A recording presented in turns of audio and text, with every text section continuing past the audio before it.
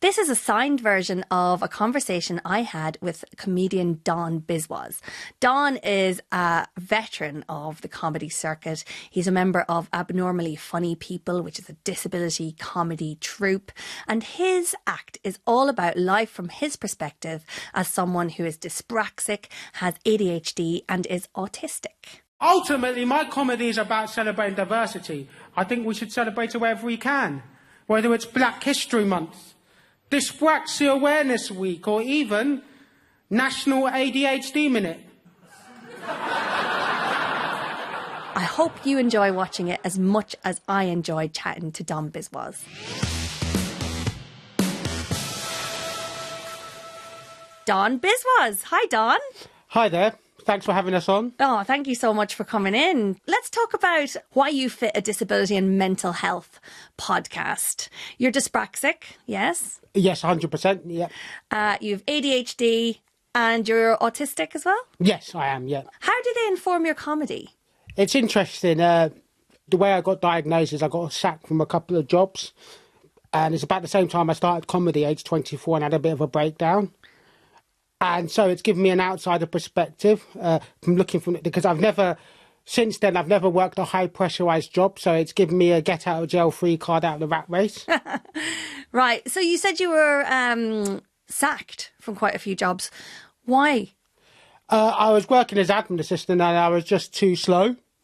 That's just it. I couldn't multitask being dyspraxic. What does being dyspraxic mean? Like, why does that make you too slow? So I'm extremely disorganised. So I was working in a post room at that time. One of the jobs I was doing was the post, and it just took me ages just to put stamps onto letters, and it's just I can't explain it, but it's just a lack of multitasking. I couldn't do several jobs at once. And it's coordination, isn't it, and processing and stuff like that as well. Yes, 100%. All that mixed in is not great for an admin job. So you were diagnosed as an adult, as you said. So other than work, what was life like for you as kind of a child and a young person who was in a family with Indian parents and not diagnosed but had all these sort of neurodiverse qualities?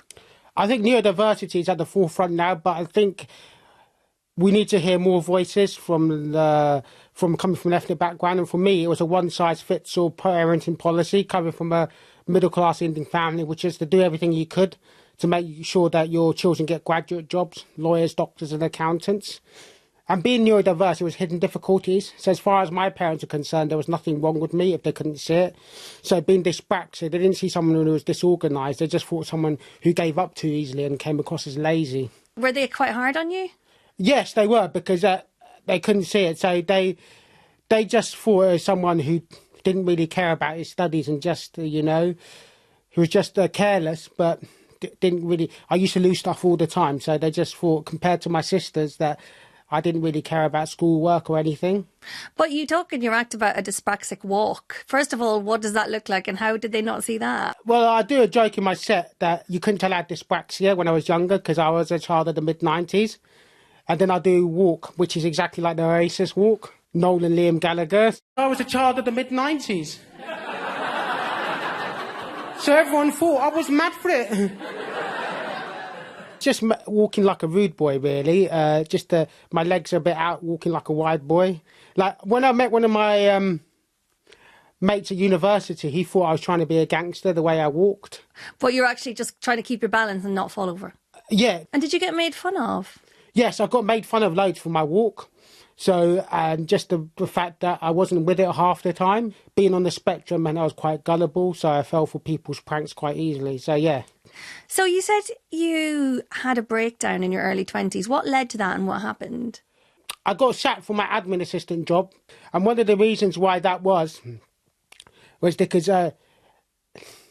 there was a lot of work for me, and I'm thinking, I've just graduated from university, and how can I not hold down a job that only pays 13 grand, which was a lot back in 2017, I guess. And yeah, and I thought, and it all went to me. I said, I can't carry on with this job. I can't complete it to the best of my ability. And after I left that job, that's when the diagnosis came to a head. My parents took me to therapy. So you were overwhelmed, and I guess because there were quite high expectations for you, you went into the mental health system, I guess. Is that how you got diagnosed? Yes. First of all, My mum had a bit of money behind her, so I was lucky in that respect. So I went to the Priory. Right, so you went to fancy rehab. Yes, I did. It was only for day treatments. I went to my local GP as well. So in that respect, compared to other people, I was extremely lucky and privileged. And looking at my family history, or my childhood history, sorry, I couldn't make friends. They said that I might have a term we no longer use called Asperger's. We use ASD. So, and that's what the doctor said I might have, as well as dyspraxia. After diagnosis, things started to change for you and you started comedy. How did you go from diagnosis and jobs that were overwhelming you into stand-up comedy? As someone with coordination difficulties, the way I say I started comedy is I fell into it accidentally. So that's one of my jokes. But no, I went to an open mic night with my sister and her boss was performing as a bet. And I thought I could do that. I wrote a few jokes at university and I just went on from there. By the time my second or third gig came around, I was unemployed, so I had a lot of spare time. So I just kept going. Does comedy suit you then? Like no other job suited you before. Does comedy suit you as a job? It does now because actually, I make a joke. I lost my job as admin assistant and now I've been doing comedy and I'll tell you what I've been up to. I've been updating my website, applying for gigs, doing my social media. It turns out when I started comedy, what I've become is an admin assistant again. But you can do it on your own time this time. Yeah, I can do it on my own time. And I've got wonderful agents to help me book gigs and give me a bit more direction. So that's helped loads. And what about the on-stage bit? Well, I didn't get diagnosed with mild Asperger's until I was 2008. So there was a lot of promoters who thought there might be something wrong with me, my weird stage presence. So it's taken me a long time to get the stage presence right, look people in the eye, make sure I don't move about a lot. You've pursued it over 15 years. It's obviously something that you love. Yeah, I do it for the love of it. And again, I'm working in the arts, so you don't make much money from it, but yeah. And what do you love about it? I just kept going. It's nice to make a room full of strangers laugh. How do you think comedy has changed over the last 15 years since you started? I think 2 words, social media.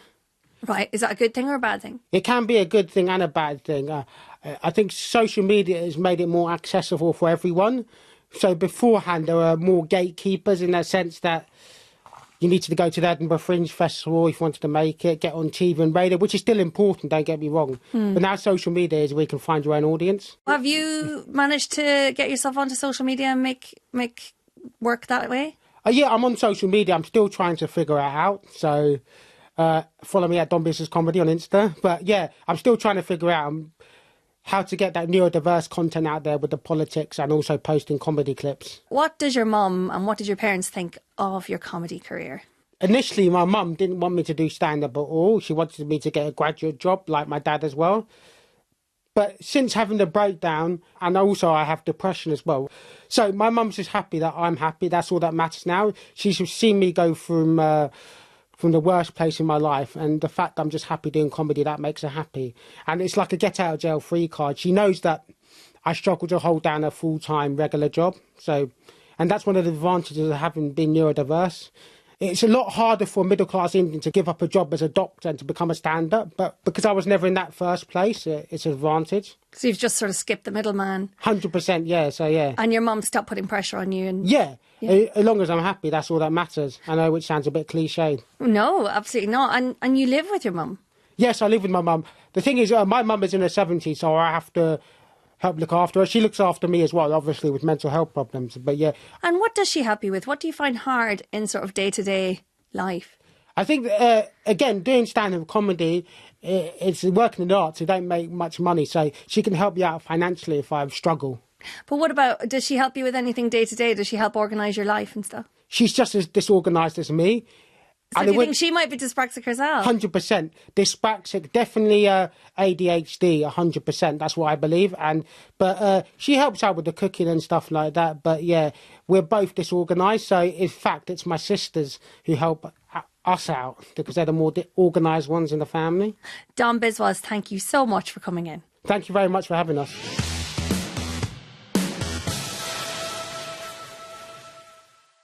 Thank you so much to Don Biswas and thanks to you for watching.